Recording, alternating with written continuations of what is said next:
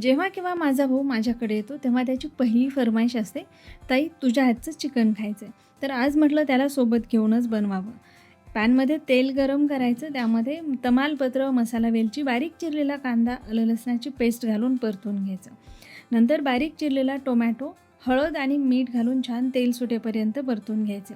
यामध्ये चिकन घालायचे आणि पाणी न घालता मोठ्या आचेवरती 5 ते 7 मिनटं परतून घ्यायचं.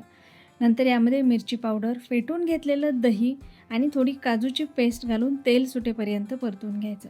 सगळ्यात शेवटी यामध्ये थोडंसं पाणी घालायचं, गरम मसाला घालायचा, कोथिंबीर घालायची आणि मंद आचेवरती आपल्याला चिकन व्यवस्थित शिजवून घ्यायचं. कुठलंही वाटण-घाटण न करता मस्त आपली चिकन करी इथे तयार होते.